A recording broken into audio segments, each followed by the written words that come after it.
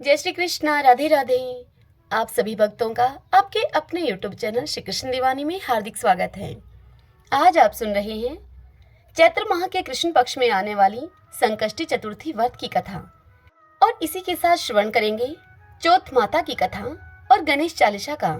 देखिए भगतजनों, पंचांग के अनुसार फागुन माह के कृष्ण पक्ष की चतुर्थी तिथि की शुरुआत होगी 28 मार्च को देर रात 1:53 पर यह तिथि प्रारंभ हो रही है और इस तिथि का समापन होगा अगले दिन यानी कि 29 मार्च को सुबह 4:18 पर यह तिथि समाप्त हो जाएगी।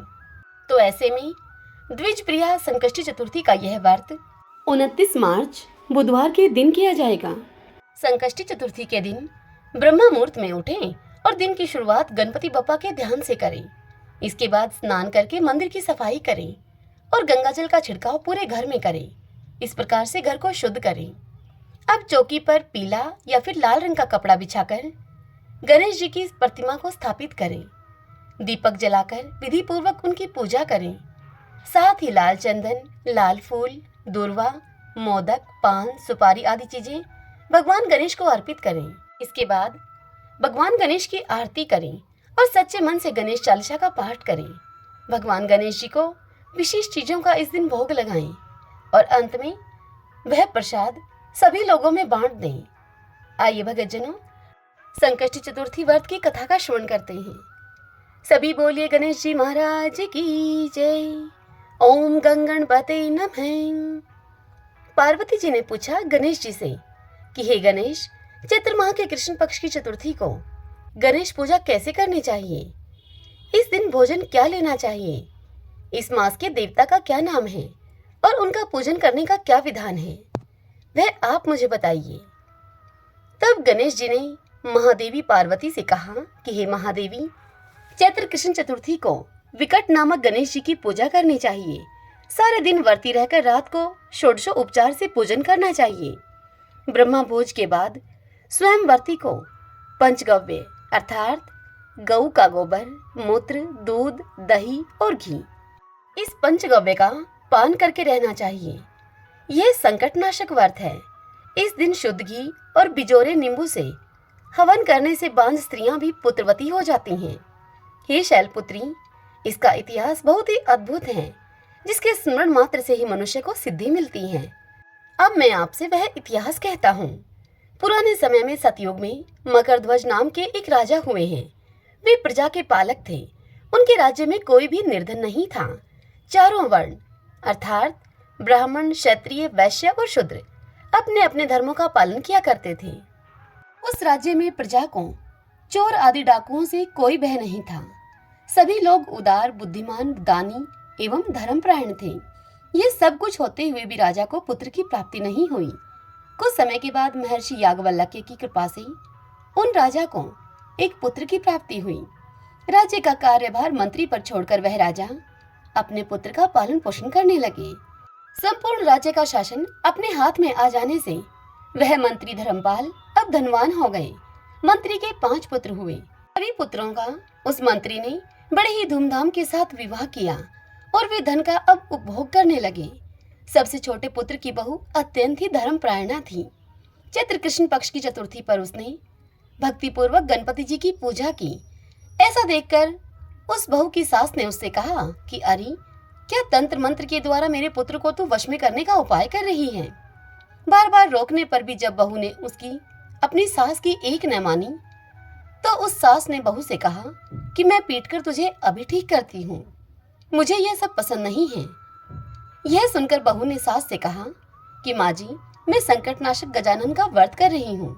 पतोहू की यह बात सुनकर वह सास अपने पुत्र से कहने लगी कि पुत्र, तुम्हारी बहू जादू टोने कर रही है और मेरे कई बार मना करने पर भी वह जिद के कारण मेरी बात को नहीं मान रही है। इसे मार पीट कर तुम ठीक कर दो।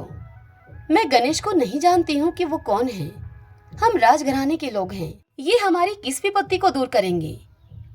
अपनी माता के इस प्रकार कहने पर उस पुत्र ने बहू को बहुत ही मारा पीटा।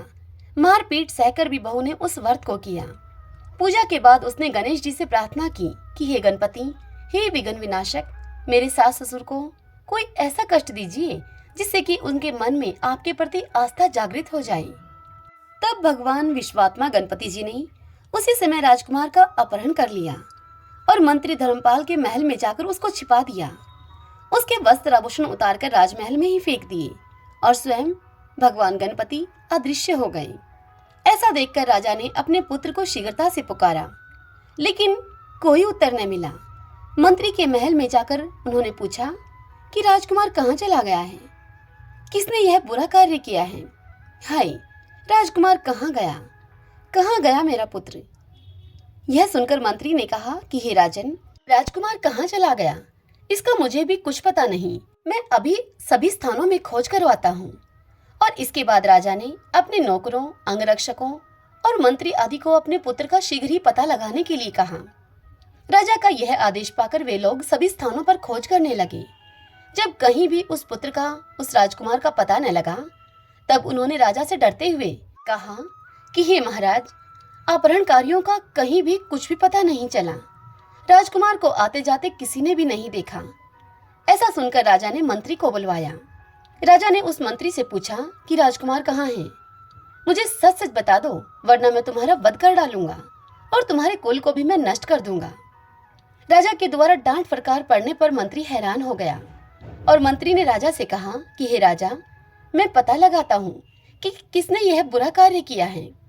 धर्मपाल ने महल में आकर अपनी पत्नी और पुत्रों तथा सभी बहुओं से पूछा कि यह कर्म किसने किया है। यदि राजकुमार का पता नहीं लगा तो राजा मेरे संपूर्ण वंश का नाश कर देंगे।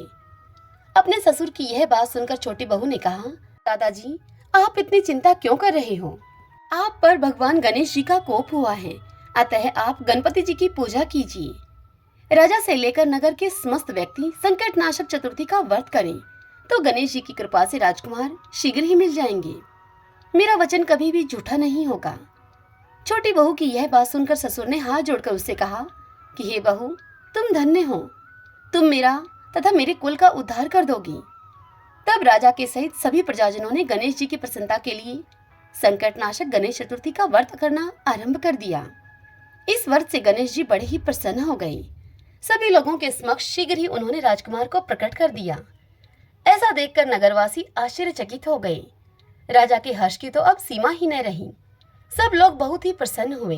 राजा ने कहा, हे विघ्न विनाशक, हे गणपति महाराज, आपको धन्य है और मंत्री की कल्याण पतोहू को भी धन्य है, जिसकी कृपा से मेरा पुत्र मुझे वापस मिल गया।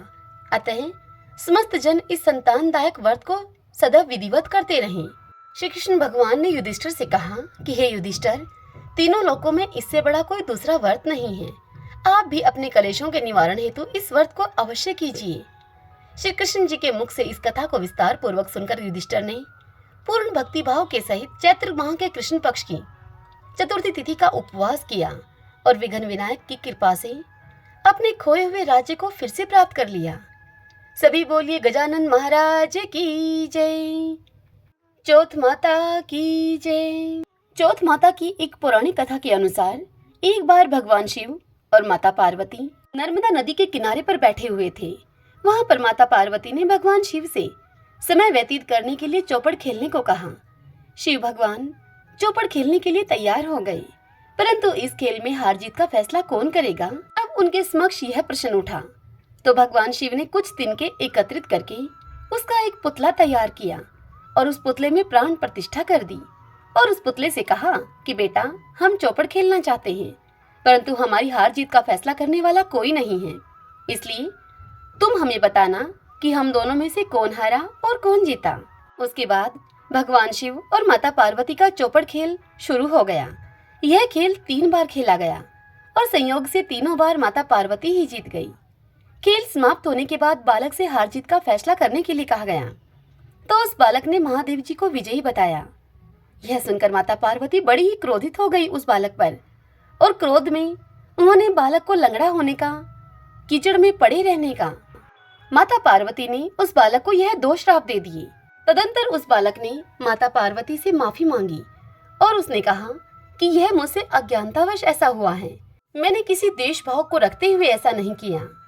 बालक के द्वारा क्षमा मांगने पर माता पार्वती ने उसे कहा, यहाँ गणेश पूजन करने के लिए नाग कन्याएं आएंगी उनके कहे अनुसार तुम गणेश जी का व्रत करो और ऐसा करने से तुम मुझे प्राप्त करोगे। यह कहकर माता पार्वती भगवान शिव के साथ कैलाश पर्वत पर चली गई। 1 वर्ष के बाद उस स्थान पर नाग कन्याएं आई। नाग कन्याओं से श्री गणेश जी के व्रत की विधि मालूम करके उस बालक ने 21 दिन तक लगातार गणेश जी का व्रत किया। उसकी श्रद्धा से गणेश जी बड़े ही प्रसन्न हुए। उन्होंने बालक को मनोवांछित फल मांगने के लिए कहा। उस पर उस बालक ने गणेश जी से कहा कि हे विनायक, मुझ में इतनी शक्ति दीजिए कि मैं अपने पैरों से चलकर अपने माता पिता के साथ कैलाश पर्वत पर पहुंच सकूं। मुझे वहां आया हुआ देखकर भगवान शंकर और माता पार्वती मुझ पर प्रसन्न हों। तब बालक को वरदान देकर श्री गणेश जी अंतर्ध्यान हो गए। इसके बाद वह बालक कैलाश पर्वत पर पहुंच गया। तदंतर वहां पहुंचकर उसने कैलाश पर्वत पर वह कैसे पहुंचा, उसने वह सारी कथा भगवान शंकर और माता पार्वती के समक्ष सुनाई। चौपड़ वाले दिन से माता पार्वती भगवान शंकर से विमुख हो गई थी। अतः देवी के रुष्ट होने पर भगवान शिव ने भी बालक के बताए अनुसार 21 दिनों तक श्री गणेश जी का व्रत किया। इस व्रत के प्रभाव से माता पार्वती के मन में भगवान शिव के लिए जो नाराजगी थी वह समाप्त हो गई। तब यह व्रत विधि भगवान शंकर ने माता पार्वती को बताई। यह सुनकर माता पार्वती के मन में भी अपने पुत्र कार्तिकेय से मिलने की इच्छा जागृत हुई। तब माता पार्वती ने भी 21 दिन तक श्री गणेश जी का यह व्रत किया तथा दूर्वा, फूल और लड्डुओं से गणेश जी का पूजन अर्चन किया। व्रत के 21वें दिन कार्तिकेय स्वयं अपनी माता पार्वती से आकर मिले। उस दिन से श्री गणेश चतुर्थी का यह व्रत समस्त मनोकामनाओं की पूर्ति करने वाला व्रत माना जाता है। इस व्रत को करने से मनुष्य के सारे कष्ट दूर होकर मनुष्य को समस्त सुख सुविधाओं की प्राप्ति होती है। सभी बोलिए गजानंद महाराज की जय, गणेश जी महाराज की जय, चौथ माता की जय। आइए भक्तजनों, अब हम गणेश चालीसा का श्रवण करें।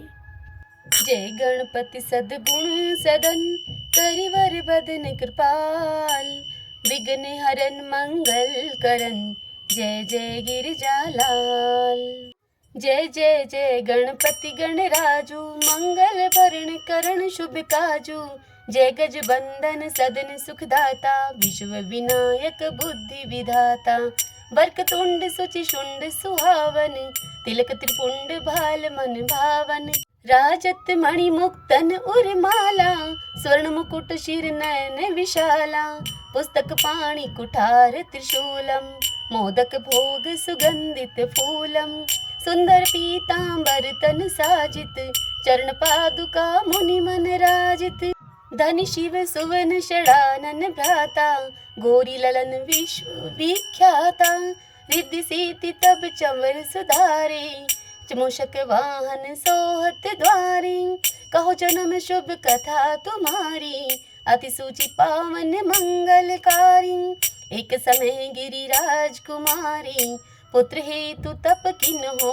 भारी, भयो यज्ञ जब पूर्ण अनुपा, तब पहुँचयो तुम धरि द्विज रूपा, अतिथि जानी के गोरी सुखारी, बहुविधि सेवा करी तुम्हारी, अति प्रसन्न हव तुम वर दीना, मातु पुत्र हित जो तप कीना, मिलहि पुत्र तुही बुद्धि विशाला, बिना गर्भ धारण यही काला, गणनायक गुण ज्ञान निधाना, पूजित प्रथम रूप भगवान, असके ही अंतर ध्यान रूप हवे, पालन पर बालक सब रूप हवे, बणी शिशु रुदन जब ही तुम ठाना, लखी मुख सुख नहीं गोरी समाना, शकल मगन सुख मंगल गावही, नबते सुरन सुमन वर्षावही, शंभु उमा बहुदान लुटावही, सुर मुनि जन सुत देखन आवही,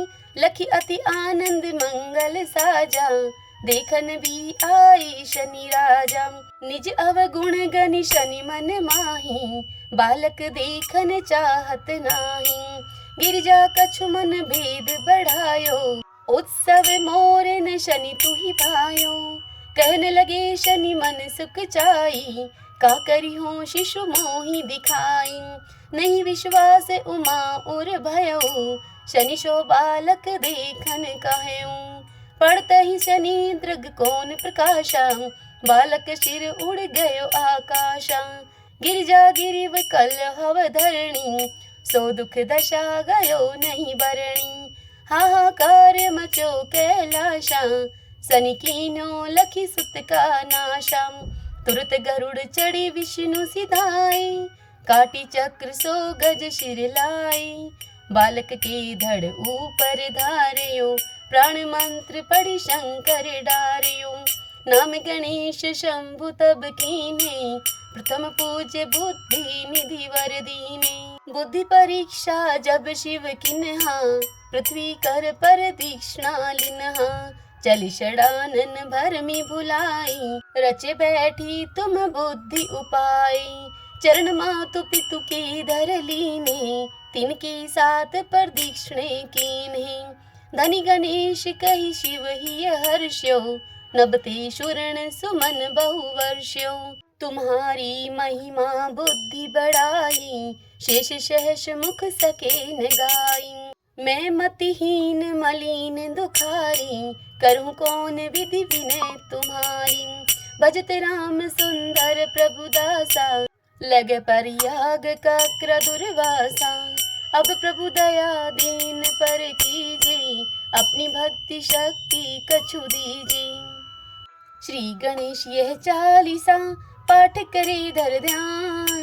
नित नव मंगल ग्रह बसे, लहे जगत सन्मान। संबंध अपन सहस्त्र दश, ऋषि पंचमी दिनेश।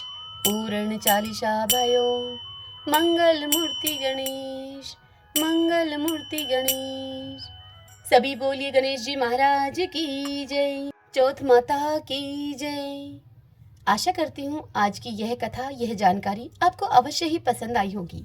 यदि ऐसा हो तो इस वीडियो को आप लाइक करें और कमेंट बॉक्स में गणेश जी महाराज की जय लिखिए। हरे कृष्णा।